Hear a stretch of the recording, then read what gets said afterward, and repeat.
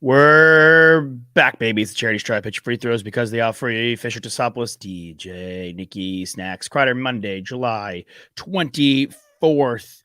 We have all seen Barbie. Two of the three have seen Oppenheimer, so we will cool on any kind of Oppenheimer reviews. No spoilers to come, even though we all know what happens at the end of Oppenheimer in real life.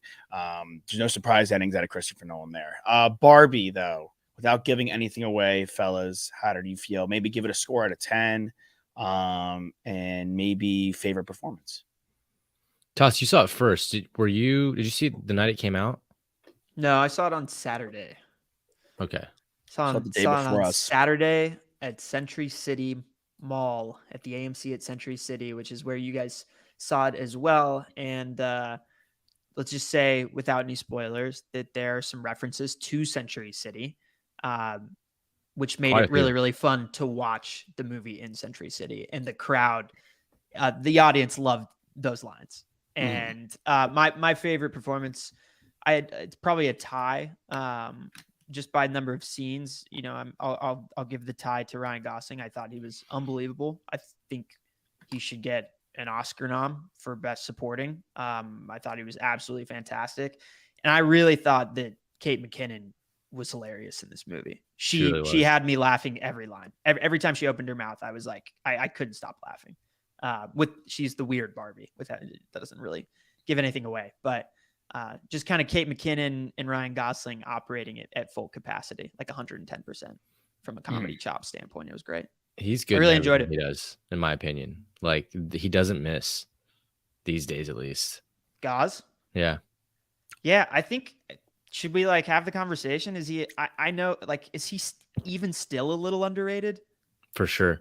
Gosling? I think so. I think for a while, Brad Pitt kind of had this like type of image, I guess, where it's like he's too handsome to be considered like one of the great actors right now. And of course, he's already kind of surpassed that. You know, he's gotten older, he's matured.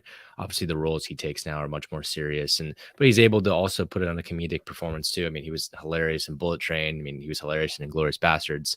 But Once upon a time, he was really funny. yeah, but I think Gosling, has been kind of like the pretty boy, the love interest a lot, just throughout his career, and he's really kind of blossomed into a funny actor, and someone that can kind of play a wide range of emotions as well. I mean, he crushed it in La La Land. I think that was one of his better performances, but everything he does, like, you could tell that it's super methodical, and it's not just, pretty boy out there. And I'm really excited to see what else he does in the future. I mean, if they decide to give him more serious roles, to see if he can actually, contend with the great actors that are out there and potentially get himself, an Oscar or two. I mean, his body of So work young still. at this point is pretty unbelievable. I mean, he did the Blade Runner reboot. Obviously, Drive is a very acclaimed, indie flick, one of those cult classic type films. Place Beyond the Pines. He started in Remember the Titans. We are a sports show at our core. That is one of our favorite sports movies. He's great in that. Like Crazy Stupid Love, The Notebook, of course. He's done so much. Like, he is done. We could do a true Ryan Gosling top 5. We could do a Ryan Gosling top 10 list. Honestly, he's got that much pedigree in his body of work at this point. I think for Gosling, obviously, Titans, Crazy Stupid Love is super popular. The Notebook is the pinnacle of rom-com or just romantic movies. Sorry, not too funny. But Half Nelson, if anyone hasn't seen it, Half Nelson's unbelievable. It's like you could make the argument that's his best performance. Blue Valentine's great. Those are on the more serious side. And then, like you said, Nick, La La Land, he's on full display as he is in Barbie without giving too much away, not only from a comedic and from a dramatic side of the typical acting sides of chops, but how talented he is musically and how good of a dancer he is. He really shows off in this, as he did in La La Land, how multi-talented he is outside of just being like the typical dramatic comedic actor. He's hysterical in this. Hysterical, scene stealing, everything he doesn't miss. Like you're saying for Kate McKinnon, I felt the same way about him. I thought Margot Robbie did an amazing job America Ferrera, who was Ugly Betty, like we were discussing before we got on. She was awesome. I would say there's probably, I don't want to, I'll cut it here. I would say there's one aspect of the film I didn't love. I think we were all kind of without saying what it was for those who haven't seen Barbie yet. I think we were all kind of in agreement on what it was. But outside of that, I thought Greta Gerwig did an amazing job. And I'm curious to see if looking back on it, she would have done away with the part we didn't like, because I don't know how necessary that part was to the film. It wasn't necessary at all, in my opinion. Well, I think it was. I mean, I think it's fine if we just say who it was, right? Like, we don't have to give away, but we didn't really enjoy Will Ferrell's performance in this movie, and I think you're not necessarily supposed to. I mean, it's a bit of a commentary on, the C-suite executives that exist in our capitalistic society that is America. And obviously there's a lot of jabs taken at Mattel in this movie, the company that owns Barbie, and kind of the distinction between Mattel and Ruth Handler, who's actually the inventor who made Barbie. But yeah, I mean, I don't necessarily think it's the way that like Will Ferrell performed in the movie or the way that he acted his character or anything like that. I said this before we hopped on. Like, I think that our comedic interest as a society, and this is a very broad statement here, but like we've gotten over Will Ferrell's shtick a little bit. And I say that as someone who absolutely loves Anchorman, Step Brothers, Talladega Nights. Like, those are three of my favorite comedy films that I've ever seen. But, over the course of the last 5 movies that he's been in, especially the ones that he's been lead, they have not performed very well at the box office. And I think a lot of that has to do with kind of just us being a little tired of his thing. It's the same old song and dance. I mean, I think if you look at a lot of comedic actors, that want to have long careers, they adapt, right? Like, look at the Sandman. Like, he's not doing the Happy Gilmore, Billy Madison, like rude comedy like he used to, where he's like yelling all the time, and kind of just being this like outlandish character. He's really adapted. He's found himself in other roles like Click and 50 First Dates. He kind of mellowed it down, and he was still funny in those. You know what I mean? In just different ways. And I think Will Ferrell's comedy is a little kind of like one tracked, like there's really only one direction it goes in. And so if he can try to figure a way to pivot, and try to do something else, I think maybe that could help his career a little bit. I mean, not like he needs help in his career. I mean, he's such a storied, illustrious career, but I mean, when there's smoke, there's fire, right? I mean, there was always saying there was a big falling out between him and Adam McKay about the whole Showtime Laker, show that's got such great ratings on HBO, and he wanted to play Jerry West, and Adam McKay didn't want him to play Jerry West. And so I guess, the best friends are not friends anymore, and they don't even want to work together. And Adam McKay is going on to produce amazing shows and continuing with the Lakers show, and Will Ferrell's doing Barbie. Yeah. And John C. Reilly gets slotted in as the character that Will Ferrell wanted to play. That's right. Jerry Buss. Sorry. Not Jerry West. As Jerry Buss, and John C. Reilly, excels in that role. And he's also a guy that is, of course, comedic and has the comedic chops that Will Ferrell does. And oftentimes in those movies is playing the sidekick, best friend character. But he also is an incredibly versatile actor in the same way that Ryan Gosling is. And he's been in movies like Chicago and a ton of other movies. Gangs of New York. Like, how many different characters has John C. Reilly played? I will say I watched a show within the last 2 years. I think it was on Apple, called The Shrink Next Door, with Will Ferrell and Paul Rudd. And he was a bit of a different character in that. And I enjoyed that more. Because I think it was kind of a boring show in general, but yeah, I liked his performance. I don't think it was bad. I think he did a good job. It's funny. It was different. It was a different, he was still funny, but it was a different brand of comedy. And I think like he has the ability to offer this like nuance of flavor in comedy. And And some of this is probably like the direction of Greta Gerwig Sure, wanting they him want to him to be, be, yeah. the They wrote that Mugatu-esque character. they wrote that character, with the mindset of Mugatu. It's funny, they pulled a real they pulled a real Talladega Nights with John C. Reilly taking the Jerry Buss role, The Magic Man swooping Yep. in on El Diablo. Yeah. Mhm. Yeah, I think by and large, we're saying John C. Reilly is a more dynamic actor than Will Ferrell is. Like, I don't know if Will Ferrell could do what he did in Chicago. And I don't know if he does as well of a job as John C. Reilly does as Jerry Buss. Like, I think McKay, like, regardless of Will Ferrell, made the right decision with John C. Reilly. He was perfect for the role. And I think Will Ferrell, yeah, like, he doesn't need to do it. His career is cemented as one of the great comedic actors of all time. But if stuff like that still upsets him, then he has in his mind more to accomplish and more to do. And he feels like he has more to give. So I don't look, doing Barbie is not a bad thing. It's going to be one of the highest grossing movies of all time. He is a major part in it. And we're talking about people in the movie being nominated for Oscars. I think you'll see the costumes be nominated for Oscars. You'll see probably win. You'll see Greta Gerwig be nominated for sure. Maybe for screenplay as well. You'll see more. I'd imagine you'd see either America Ferrera. She delivers an unbelievable monologue in it, or Margot Robbie nominated. And then Ryan Gosling, we're talking about as a must nominate. Maybe Kate McKinnon even herself is like, there's a lot of people that really came into this movie and crushed. And I was more impressed with some of the performances. I was more impressed with more performances in Barbie than I was in Oppenheimer, because I think that a lot of the Oppenheimer actors weren't given that expansive roles. Their roles are smaller, like you're given the smidge there, Nick, except for a couple actors.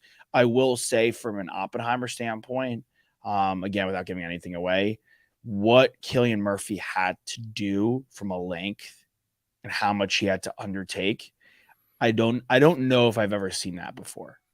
Yeah, it's going to be hard not to give him Best Actor. I haven't seen anyone else's performance, obviously. I mean, we're hearing good rumblings that Leo delivered a great performance in the Scorsese movie that's coming out. He really never misses. Right. But I mean, he's only gotten one, right? Revenant was his first one. So it took him a while to get it. But Cillian really, Tyler Glasnow did a great job as Oppenheimer. But yeah, you're right. There was so many different roles in that movie that were just big actors, just really just taking a couple of lines just to work on the film, just to be a part of it. You know what I mean? The cast is so deep. I've really never seen a deeper cast in my life. Yeah, there were bigger roles filled by smaller actors, even in parts too. But Robert Downey Jr. also, as always, he rarely misses. And if he had not had his drug woes in the 2000s, late 90s, I think he'd be revered, if he's not already, as one of the greatest actors of all time, because everything he touches pretty much turns to gold. But Nolan's insane. The filming's insane.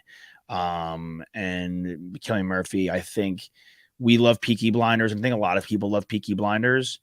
But outside of that, he's always been a guy that's second fiddle. He was second fiddle. He was like a kind of he became a kind of comedic character in the Dark Knight series, like as part of the comedic relief as the Scarecrow. It went from a serious character to a more jokey character. And I think if that's what people know him for and not Peaky Blinders, and they go and see this movie, they are going to be absolutely mesmerized about the girth of the role and how much he had to memorize and film. It was just, I know, it was so substantive. Like, it was you saying the word girth of a role. It was girthy, dude. Like, girthy role.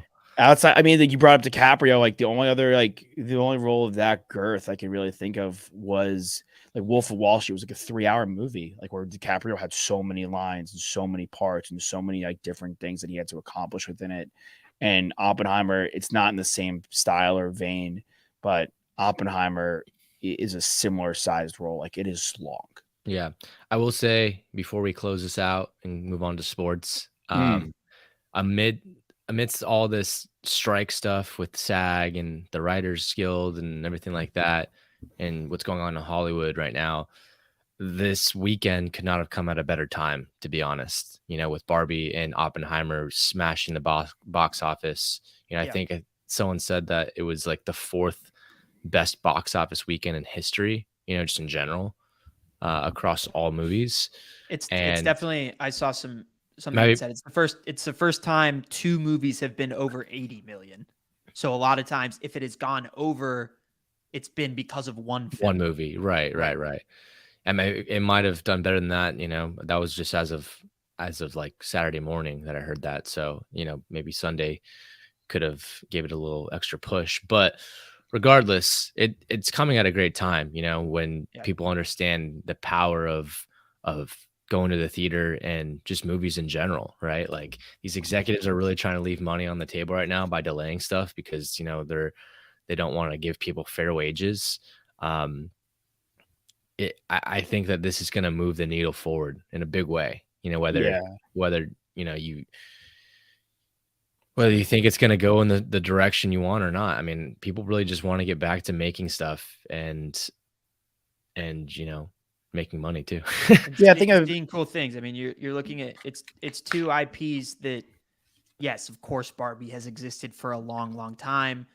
Oppenheimer is a historical story, and we know what that has meant in the context of human history, let alone, you know, the United States' history. Um, so obviously, like, this is familiar territory for a lot of people, just like the subject matter of both of these films, but they're not franchise movies, right? They're their own unique entities that these directors went about making. Two really important directors. Greta still very early stages in her directing career. Nolan has a massive body of work that is well respected by, you know, many movie lovers. I think this opened, Barbie did, I think, at the highest for a female director in history, which is a massive accomplishment for Greta Gerwig and, you know, female filmmakers going forward. Like, this was a weekend. This past weekend there was so much hype around it. Barbenheimer, like, how many group texts were we in where people were saying that it was a socially, like, on social media, a really, really fun thing. a lot of But pressure for Greta Gerwig too. a lot of pressure. For Yes, sure. the two of them kind of competing, but at the very end of it, you know, they said like they're going to each other's films. They ended up kind of embracing each other, which I think, like, the strike very much helped that. And ultimately, it was a massive success. Like, when you have expectations that are off the charts and you deliver, that doesn't always happen. And I think the fact that you guys walked out of both those films yesterday, and you really, really liked both of them, and you were saying that both movies should get nominations. We're talking about the Academy Awards, and I went and saw Barbie on Saturday, and I'm super excited to go see Oppenheimer. Like, we couldn't have asked for a better just send off for, like, what we thought we were going to get out of these two films. Or Mhm. yeah, send off. And I think, like you're touching on, a reopening of a door. I think Yeah. one of the last bits of when we were locked down and we had Netflix and we had the streamers and we grew an even deeper comfortability with having everything and all this at our fingertips. And we don't know, I don't have to go to the movies. I can just sit at home in my pajamas, not pay the extra, not pay the crazy fees, and just watch it on TV, pause when I want, go to the, like, all that and the comfortability of that. Like, I'm like, oh, like, why do I need to go back to the theater? It's similar, like, we see people like working from home and they go, you know, or they were in an office and they go to work from home, like, oh, this is epic. But then they go back to the office a little bit. They're like, wait, I kind of miss this human interaction. You Yeah. go back to the movies. I'm like, wait a second. I'm like, oh, I'm sitting next to strangers. I'm like, oh, I'm sitting next to strangers. My boys and my friends are right behind me. I was full Glansberg toss. Like, all our friends are in a row. Both movies, I'm full Glansberg, and I didn't Bought care. tickets too late. But I didn't care. But whatever. I don't No, like. it's fine. I like. It's like I'm like you're around people and like you're around like other strangers laughing and enjoying something, and it's like, wait a second. And like the second time I'm in the first I'm watching the coming attraction, I'm like, oh, these are gonna be awesome. And then I watch, except for The Exorcist, which looks horrifying. And then That preview is ridiculous. ridiculous. Everyone in the theater was like, "What?" I was like, it was nauseating. And then but the second time I took more notice of like what I was like what's to come and everything to only in theaters. And I was actually excited. I was like, good. Yeah. Get people back out of the house, man. Like, it's something like we've been clamoring for. It's a discussion that Nick and I had at dinner with our buddies George and Zach at Korean barbecue. Like, there's a point at which technology and like convenience can go too far. and we lose what it means to be human beings and social beings. Like that's what the beauty of being, like, not to get too deep, but like the beauty on a Monday, but the beauty of being a human being and not, some other type of animal is like we get the social aspect of what this world has to offer. And I think the more we delve into technology and the more we delve into convenience, the easier it is to move away from that. And we forget like what we are at our cores. And what we got to experience yesterday, seeing a movie, like I was talking to my girlfriend, my roommate, her boyfriend, their friend, her friend, like at dinner last night. They're like, how many people did you see the movie with? I'm like 15. They're like, what? Like when we were like, crew.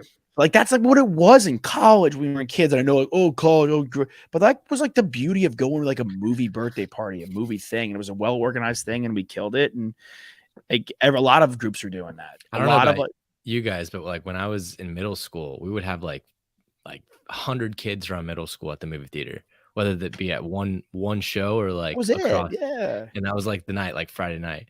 I mean, obviously, like we weren't going to parties in 7th grade, but that was like where you would try to, hold hands with a girl and maybe sneak a kiss in, and that was like where the tea got spilled. Yeah, it was fun. But no, I'm with you, Josh. I think watching those previews, I got super excited to see a lot of those movies.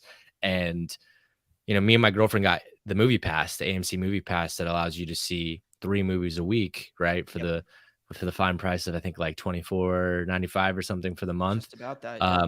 We got that, knowing that we were going to see Barbie and Oppenheimer in the same day because it's more price efficient than buying 2 movie tickets. And so you can't just cancel after a month. You have to lock yourself in for 3 months. And I'm honestly excited because there's a lot of good stuff coming out. And I think we're going to take advantage. I mean, we're walking distance from a great AMC dine-in theater. You guys are too. So, we're super excited. I'm buying it for sure. Definitely going to see the Meg. Meg 2. The Meg 2 comes with out. Jason Statham. Teenage Mutant Ninja Turtles. Like apparently the most recent Mission Impossible might be the best. So I've heard good things about that one. Does himself every. Josh, you definitely are going to want to see. I think it's Theater Camp. I don't know. Molly Gordon, who plays Claire Bear on the 2nd season of The Bear, is one of the featured cast members alongside Dear Evan Hansen star. He's a beast, dude. I don't remember. We'll think of it. He's unbelievable. He's like a world-class talent, though. We're seeing Ben Platt. Yeah, he's the best. We're seeing Haunted Mansion on Friday. Super excited about that. Stacked cast. DeVito, Owen Wilson, Anthony Haddish, Keith Stanfield, the GOAT. Like Rosario Dawson, I think, is in it. She's sick and Rent. I mean, that's what I'm saying. I haven't felt this excited and jacked up about movies since my dad pulled me out of school to see Lord of the Rings 2 in 2nd grade. He pulled you out? He's like, bro, I'm going to movies. Bro, I had a broken we'll get into some sports now, but I broke my foot and he pulls me out to get my cast off. I'm like, Dad, he opened the homeroom door like Gandalf riding into the Battle of Helm's Deep. Unbelievable. No. I get called down to the office. They're like, yeah, your dad's here. Your cast is getting off. I'm like, my cast is not coming off. It's not supposed to come off the next week. He's like, no, it's coming off today. Let's go. He goes, what are you doing? Like, why are you saying that? Like, I'm pulling you out of school. We're playing hooky. We're going to the movies to see, Lord of the Rings 2. It's like insane. As we're leaving, my 2nd grade teacher's boyfriend comes into the building and proposes to her in front of the entire class. You missed it? I missed it. But it was so much whatever, dude. Like she's probably still not together. Yeah, exactly. And like now we got you came into school the next day and she was like, Josh, look, I got married. And you were like, yeah, but Legolas and Gimli, like we're fighting against each other to see who get the most kills in the battle. It was so cool. But I thought your cast was supposed to be off. Oh, you know what? They decided like 6 more weeks of winter. Like the doctor saw his shadow. Like we're keeping it on. Speaking of 6 weeks, I think are we 7 or 6 weeks away from week 1 of the NFL season? I think we're 6 weeks away. So let's do it. Count the Sundays again. Nick, as you get your Sundays on the book, we're going to talk initial fantasy football. Just a little review of where we stand as fellows on rules, regulations, keepers, non-keepers, types of leagues, where you like your leagues, all that jazz. And then we'll get into initial 7 weeks. 7 Sundays. 7 Sundays. Beautiful. Let's start at the top. Where do you guys prefer? Yahoo, ESPN? Have you guys delved into Sleeper yet? I prefer Yahoo. I like the scoring system. I think the draft is great. I think I like the projections, and it gives you a grade each week too, depending on how you play. Also, like if you are a legacy Yahoo player and you've played, many seasons with them, then they give like there's like a hierarchy. Like they give you a ranking, right? Where you're like a platinum level, gold level, silver level, diamond level. I think you and I, Josh, are both at the highest. I think we're both at diamond, right? Yeah, I'm Or is it definitely out for platinum or something? I'm definitely out for baseball, but for football, I believe. Well, I think they give you like a total ranking for like with all of your. Yeah. I think I should hope I've won enough. Goddamn it. ESPN is fine. It just kind of seems like fantasy for dummies, like super dumbed down, simple. CBS, whatever. CBS is good for baseball, but I agree. Yahoo to me reigns supreme. Toss where you lie. I don't think I have any strict preferences right now, which probably means that I use ESPN, but I'd be open to exploring other options. I think.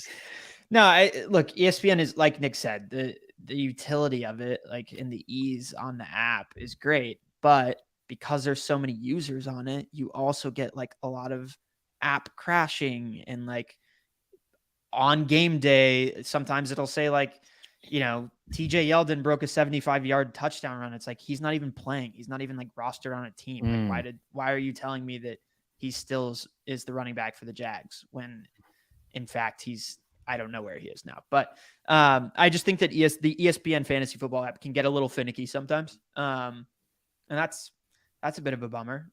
Like point corrections, like stat corrections, like maybe those should just never happen.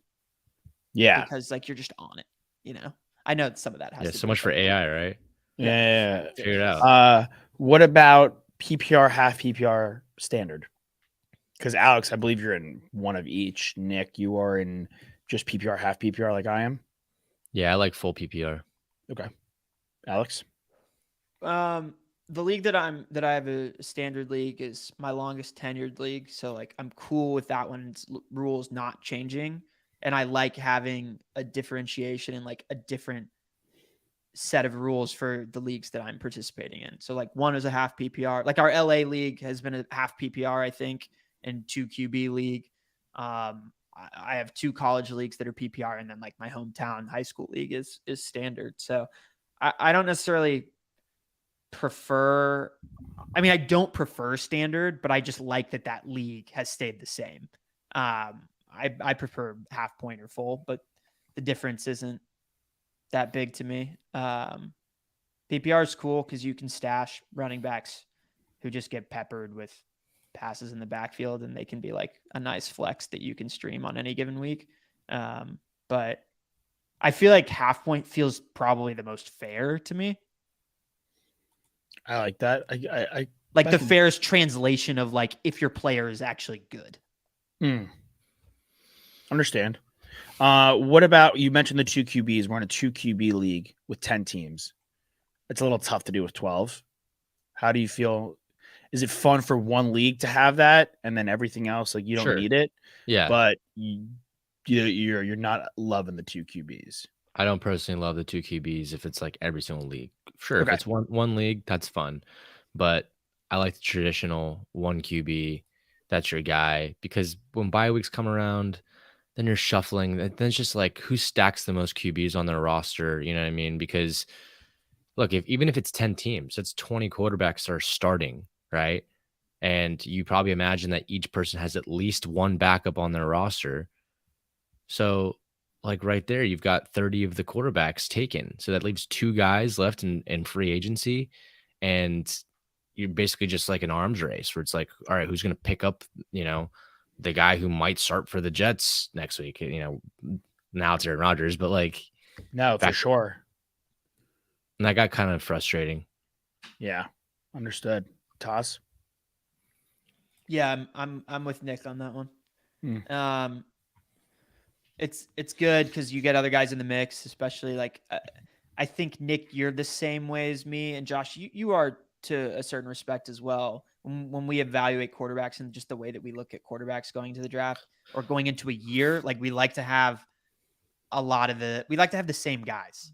Like in most of my leagues, quarterback is the position where I stay the most consistent across the board, and I'll have 3 leagues where I have the same QB. Yeah. Whereas for other positions, I'd like to mix it up a little bit. But so that's why I don't need that many more dart throws on QBs. I don't need to have like 4 different QBs for my 3 different leagues where I'm paying attention to 4 different QBs on Sunday. Like, it just gets at that point. Touch the ball too much. Yeah. Yeah. It also kind of screws up the flow of the draft too, right? Where, guys are taking Mahomes in the first round when, like, normally in a regular draft, he's not going in the first round unless, it's someone who's kind of a noob. Like, yeah, but he has diehard Chiefs fan who he has to go in the first round for a 2 QB league. That's what I'm saying. If it messes up the flow of the draft, because I think you guys took back-to-back quarterbacks, right? Because you guys share a team in our 2 QB league. Took Mahomes and was it Herbert or no? Yeah. And then you traded away Herbert and didn't really work out for me. We ended up having Mahomes and Kelsey stack, and that was just actually our buddy Max was talking smack at me at the pool party we were at, Toss, about his win last year. Okay. Receivers. There's like we talked about it in a previous episode. There's a misconception this year about receiver depth. Do you guys prefer 2 receivers or 3 receivers starting? I think it depends on what the flex option is. If there's one flex, then 3 receivers is fine. If it's 2 flex options, then I think 2 receivers is fine. Alex? Yeah, I think I kind of like the 3 receivers in a flex.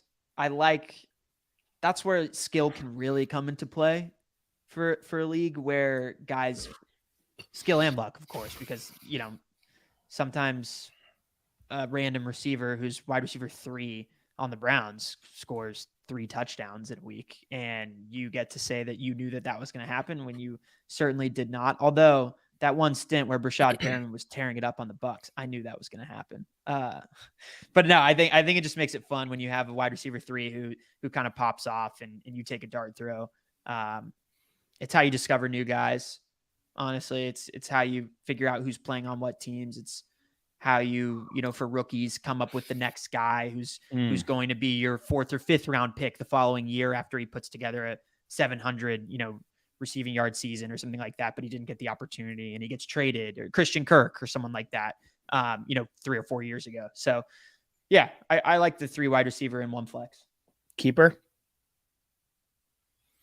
I've never done a keeper league that is like the draft format where you like lose a round. My keeper league is different because I do it on an auction where whatever you buy, play it for, or if you pick them up on the waiver wire, you basically get that player for $5 more the next season in your auction draft.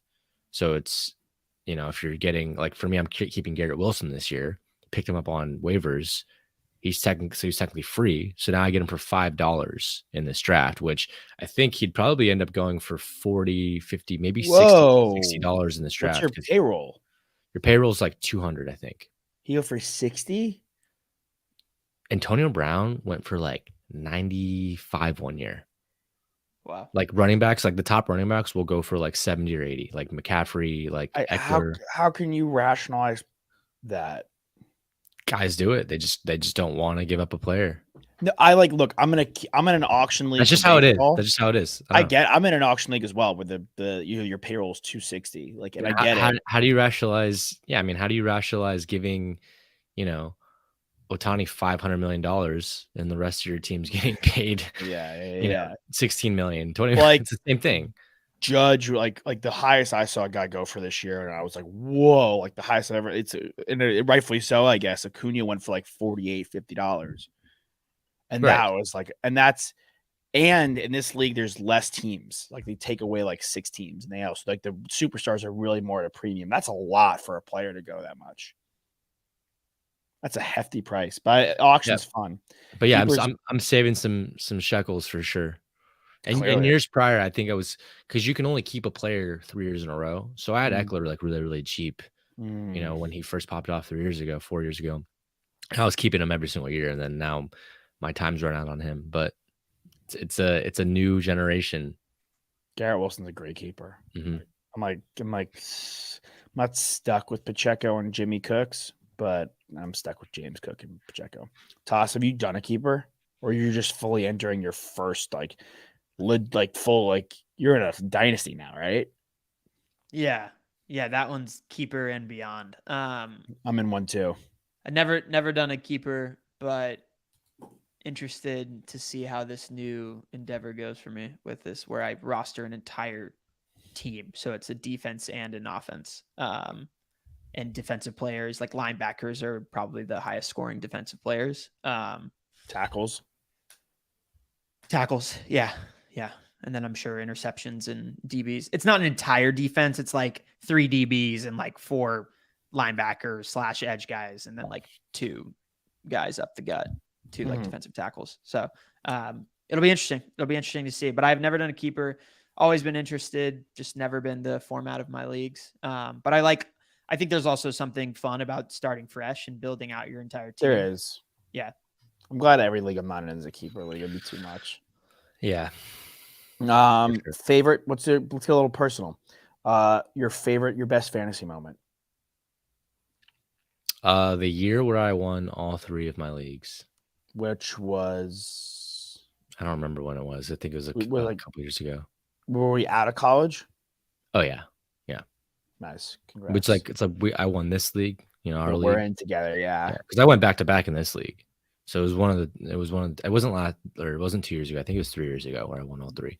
But there's also been years where I've come in second place in every single league too.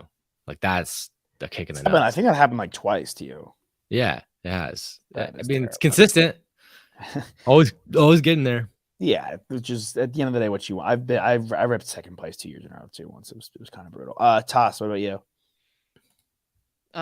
Just winning in my home league for sure. That was definitely a great moment. I mean, I remember the bad moments more than I remember the good moments. I think Justin Tucker hit like a 60-something yard field goal to win the game at the end of this season, like 2 or 3 years ago, and it knocked me out of the playoffs or something like that. That was like a brutal way to take a loss. I have never had a comeback where I was like down 70, but I can imagine that if I had one of those moments, like that would probably be like number one.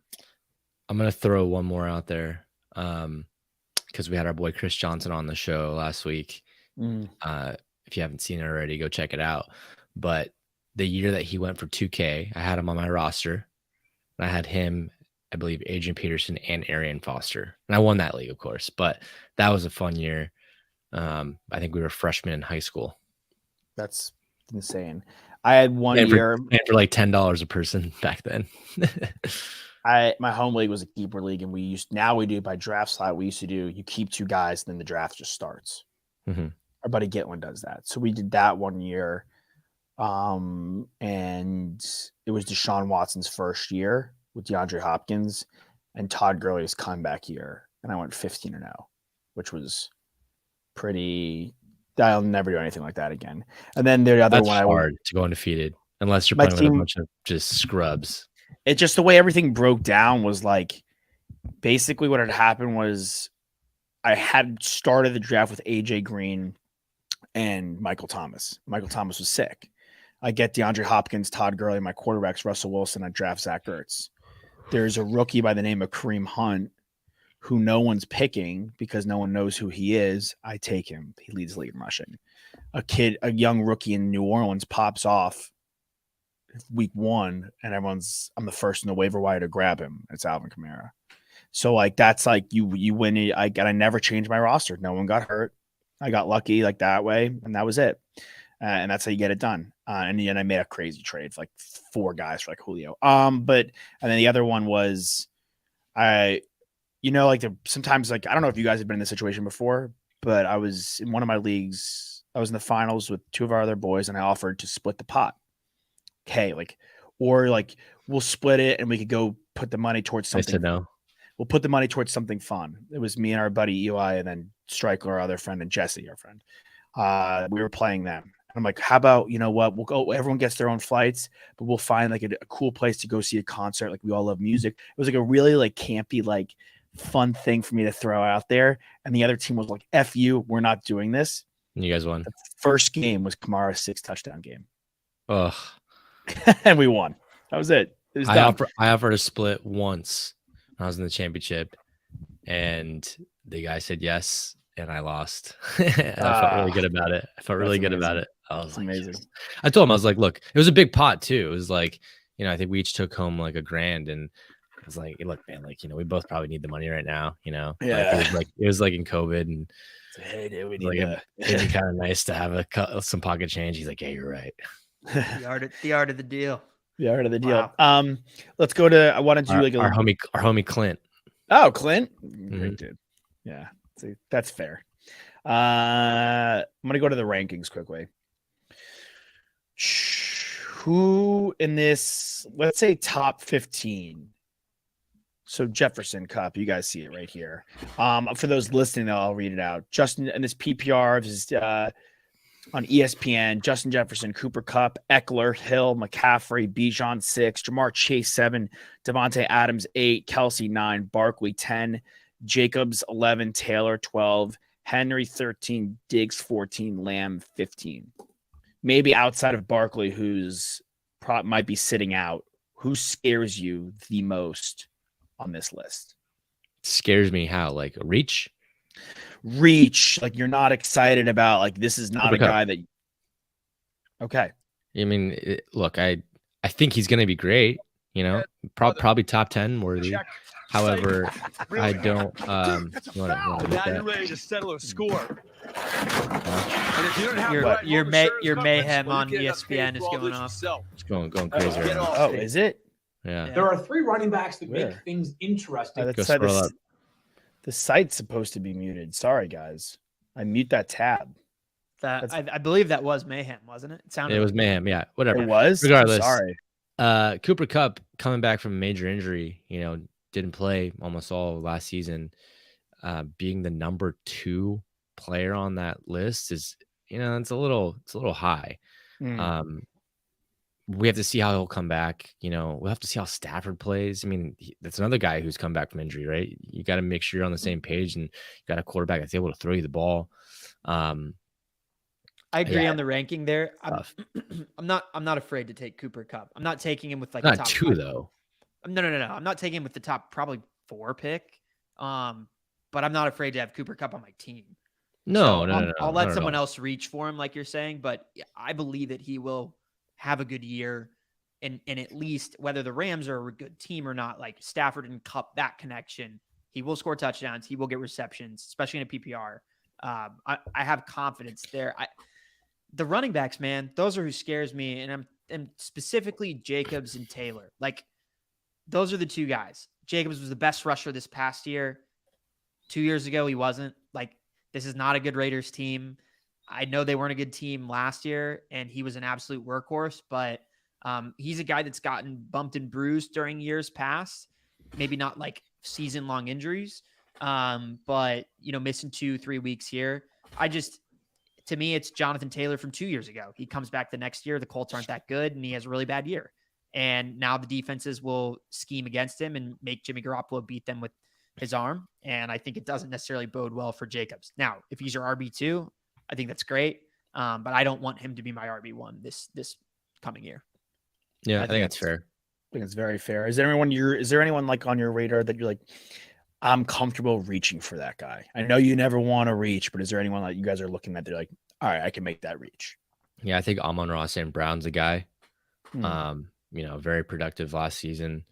And, they're getting more help at the receiver position. And I don't think that takes away from him getting his looks. I think that just takes away from people, on his coverage. It's a really talented offense, and I think they can all flourish there.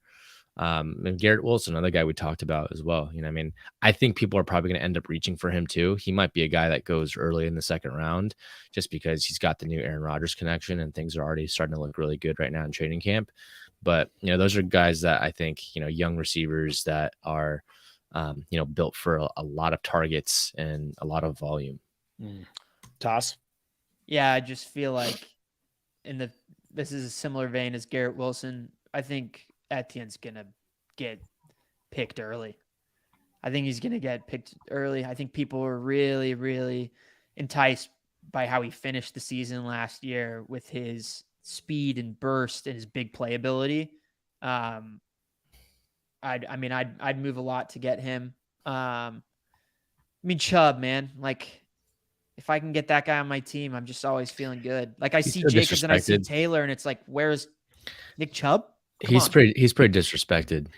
We're gonna do our RB rankings tomorrow because we're running out of time. But I would say that guy is 1 or 2 to tease it a little bit. And I think having a full season of Deshaun and no Kareem Hunt, the fact that he's like listed in some leagues behind Jacobs, who is a 1-year wonder, Saquon, who may not play for their week or two, and Taylor, who's coming off injury, is a bit blasphemous to me.